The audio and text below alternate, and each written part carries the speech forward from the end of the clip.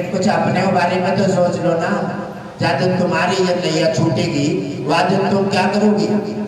वह दिन न बच्चे, न बेटा, न मकान, न गाड़ी, न बंगला, न पैसा, कुछ भी तुम्हारे साथ नहीं होगा। वह दिन कर्म तुम्हारे साथ होगा, धर्म तुम्हारे साथ होगा, सत्संग तुम्हारे साथ होगा, दान तुम्हारे साथ होगा और गुरु कृपा तुम्हारे साथ होगी।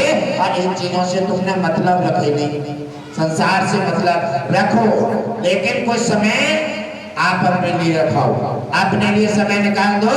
वो समय क्या है तुम्हारा?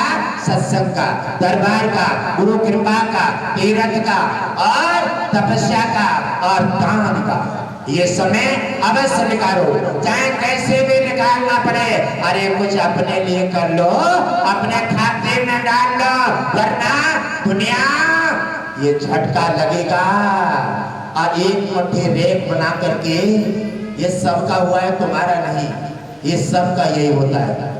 ये जब जाओगे नजारे में और जब तुम्हारे हाथ में कुछ नहीं होगा, वह दिन तुम इधर उधर देखोगे, वह दिन कोई दिखाई नहीं देगा।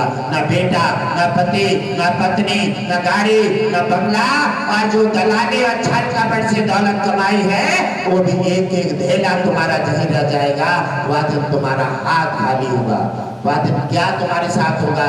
जो सत्संग किए हैं, लड़ाई से, झगड़ा से और प्रसंग से, जो सत्संग किए हैं, जो दान किए हैं और दरबार में आए हैं और नाना प्रकार के दीन दुखियों की मदद किए हैं, सनातन के प्रभावित रहे हैं, गाय की रक्षा की है, माता पिता का आदर किया है, ये तुम्हारे साथ रहेगा प्यारे।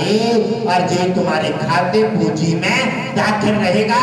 और यमराज पूछेगा, यमराज आ गए हैं दरबार में, ये पूछेंगे, क्योंकि जन्म के बाद मृत्यु का समय यमराज के हर व्यक्ति का टारगेट होता है।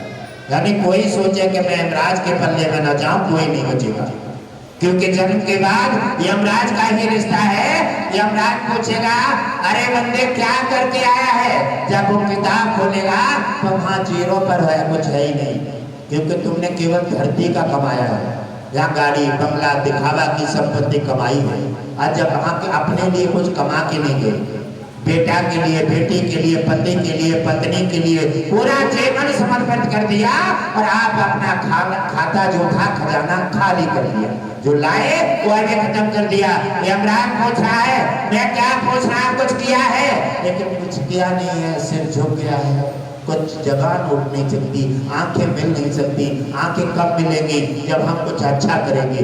कोई मांगने वाला आ जाए तो कुछ दे दिया है तो आंखें सीधी मिल जाएंगी, अगर नहीं दे दिया है, कुछ गलत कर दिए हैं तो आंखें झुक जाएंगी, आंखें सीधी नहीं हो सकती। आंखें से ही पहचान होती है कि कोई अपराध करके आया है।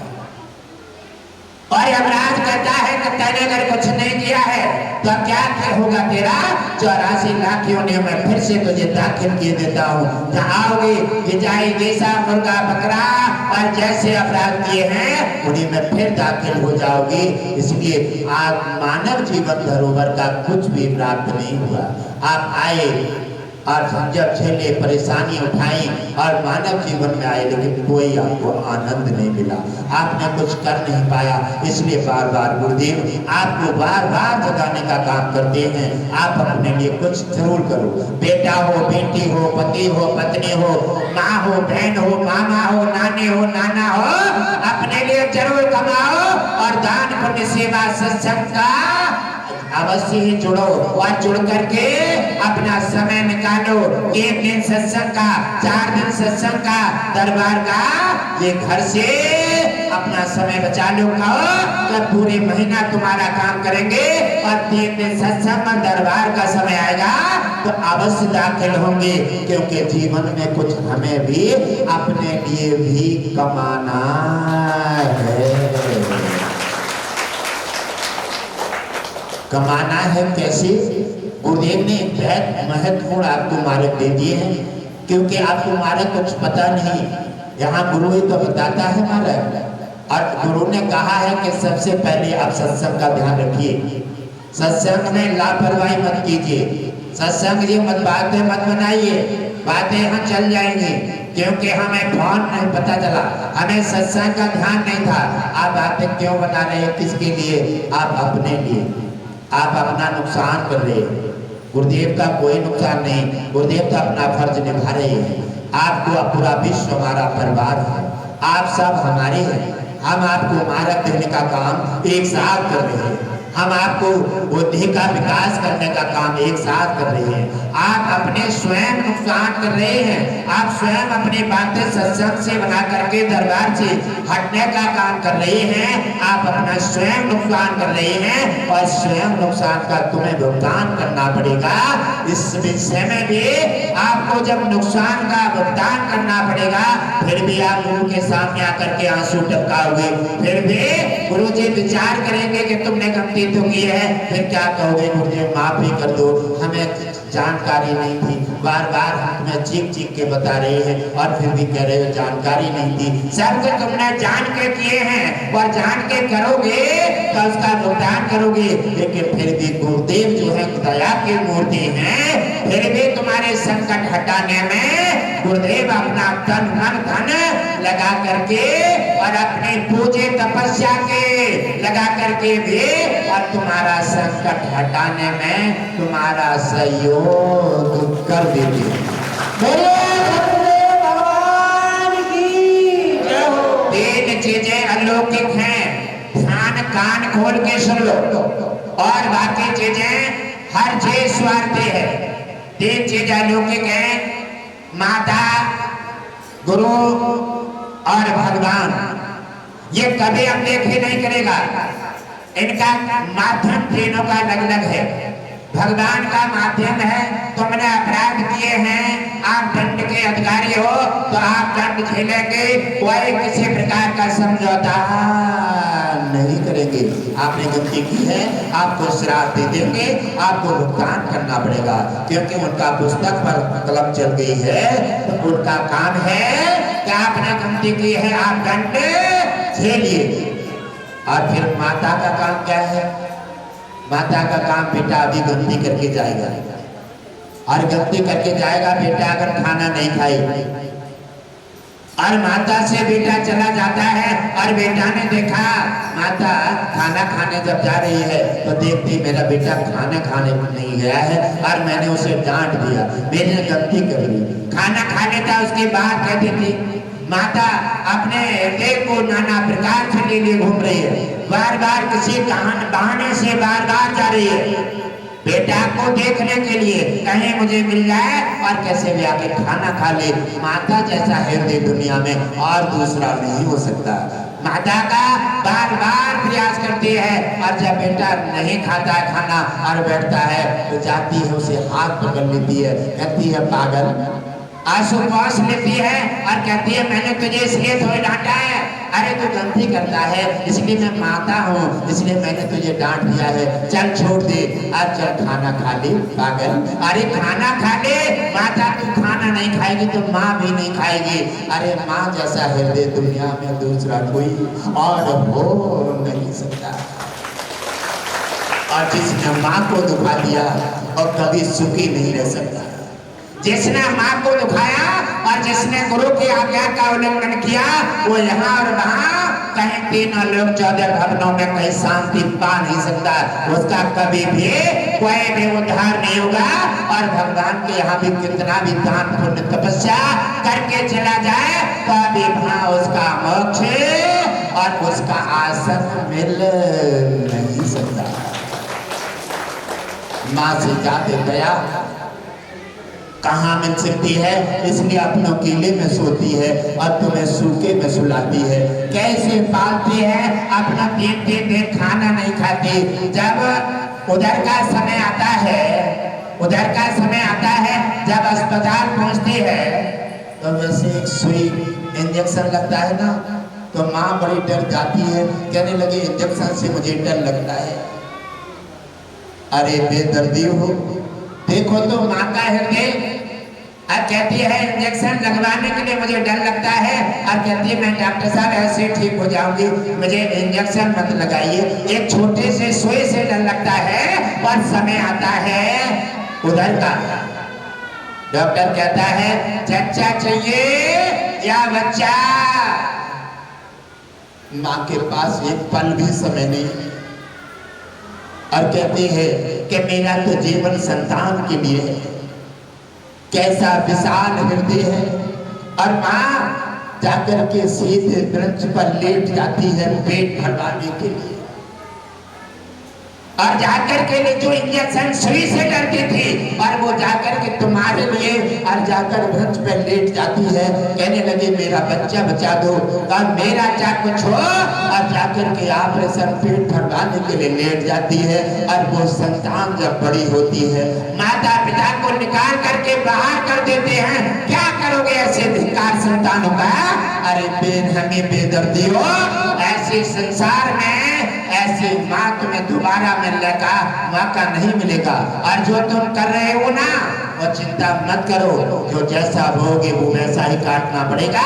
जैसे माँ के साथ में तुम दुर्व्यवहार करोगे, अरे तुम भी माता पिता बनोगे, संतान भी तुम्हारे साथ में ऐसा करेगी। वह दिन तुम रोते और चीखते और जगह जगह अपने दर्द को बांटते फिरोगे, तुम्हारे दर्द को बांटने वाला भगवान भी हाथ उठा करके तुम्हारी सहायता नहीं करेगा। दूसरा दर्द है जब सारे दर्द असीमित हो जाते हैं, माँ से भी दर्द बाहर हो जाता है, क्योंकि माँ कहीं कहीं सीमित हो जाती है और कहीं असीमित हो जाती है। माँ से भी बाहर हो जाता है, गंभीर बीमारी समस्या और कष्ट माँ से भी बाहर हो जाता है। वहाँ भगवान तो तुम्हें मिलता नहीं है और डॉक्टरों से भी बाहर हो जाता है। वहाँ काम आता है गुरु, वहाँ काम आता है गुरु, क्योंकि गुरु का रिश्ता देवताओं से और भगवान से और सबसे बड़ा है। जहाँ कार्य समस्याओं का समाधान कहीं भी नहीं होता, सब संसार विश्व में हाथ उठा दें, वहाँ गुरु के चरणों में जाकर के समर्पित हो जाओ। अगर यमराज की भी बात है तो अभी गुरु बचा देगा, और बीमारी की बात है तो अभी गुरु बचा देगा, और हवा बाधा की बात है तो अभी गुरु बचा देगा, और कैसा भी कोर्ट कचहरी का मामला है तो अभी गुरु बचा देगा। समर्पित हो जाओ, लेकिन परंतु त्याग करके और गुरु के चरणों में समर्पित हो जाओ। जीवन और मूर्धा अब कहीं नहीं जाएंगे, अब सब कुछ है आपके अधीन है। आप जैसा रखें, जैसा सोचें, और आप कीजिए हमारी सहायता, और हे गुरुदेव हमारा कल्याण करें।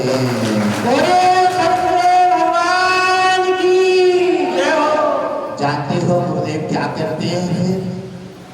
गुरुदेव की सारी दया की सीमा पार हो जाती है। माँ से भी ज्यादा दया का पिटारा कर जाता है। गुरुदेव ने कहा है कि ब्राह्मण और पंडित में बहुत बड़ा फर्क होता है। पंडित छल में, कपट में, धोखा में, गद्दारी में और दलाली में और स्वार्थ में बहुत आगे हो जाए, आडंबर में। और ब्राह्मण अगर मिल जाए तो चिंता बिल्कुल मत कीजिए, सर्वस्व इतिहास उसके सामने खोल दीजिए, वो आपकी कोई भी किसी प्रकार क्षति नहीं पहुंचाएगा, आपका एक सिक्का भी इधर उधर नहीं करेगा, क्योंकि ब्राह्मण जो है वो अमृत है, और पंडित ये विष है, विष जहर जीवित को भी मार देता है, और ब्राह्मण अमृत है, वो मरे को भी जीवित कर देता है। ब्राह्मण हमेशा अपने को लेकर के राजा जाकर के भृगु ऋषि ने भगवान विष्णु के सीना पर पैर रखा, और ब्राह्मण थे, लक्ष्मी को रोते हुए देख नहीं सके। आजकल अपना स्वार्थ पूरा हो जाए कोई भी हो, और ज्यादातर आजकल पंडित स्वार्थ में लगा हुआ है, और पंडित और ब्राह्मण में फर्क होता है, आप समझ लीजिए। क्योंकि अगर ऐसे लॉकडाउन जब चला, ऐसे लॉकडाउन में हजारों पंडितों ने गाय ले जाकर के कसाईयों के हाथ में दी, तिलक लगाए, और उन्होंने 500 रुपए में खरीदी, और जाकर के 50-50 हजार में बेच करके और गाय का हत्या कराई, गाय की हत्या कराए, और उन्होंने केवल गाय के लिए अपना जीवा का स्वाद लेने के लिए, अपनी शराब पीने के लिए, और अपना आहार पूरा, अपने बच्चे और मकान बनाने के लिए। लेकिन जब उनका खाता खुला, खाता खोल करके जब जाते हैं ईश्वर के रिकॉर्ड में, इसलिए रावण भी पंडित था, इसी प्रकार पंडित और ब्राह्मण में हमेशा अंतर समझ लीजिए और पंडित और ब्राह्मण को एक मत दीजिए।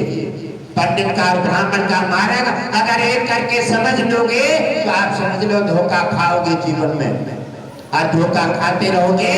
और ऐसे ही जितना भी लॉस किया है, क्योंकि पंडित की पूजा होती है, आप उसे भगवान समझ करके पूजा करते हैं, व्यवस्था में चले जाते हैं और वो तुम्हारी धन पर दौलत दृष्टि डाल देता है, क्योंकि उसका लालच उसके मस्तक पर डेरा डाल दिए हैं। इसलिए अगर मिल जाए किस्मत से ब्राह्मण गुरु तो आप चिंता बिल्कुल मत कीजिए। आपकी भला की तुम्हारी की उसे जरूरत नहीं है। अगर आवश्यकता पड़ेगी तो अपना जीवन भी कुर्बान करके आपकी रक्षा करके तुम्हारा कल्याण कर देगा।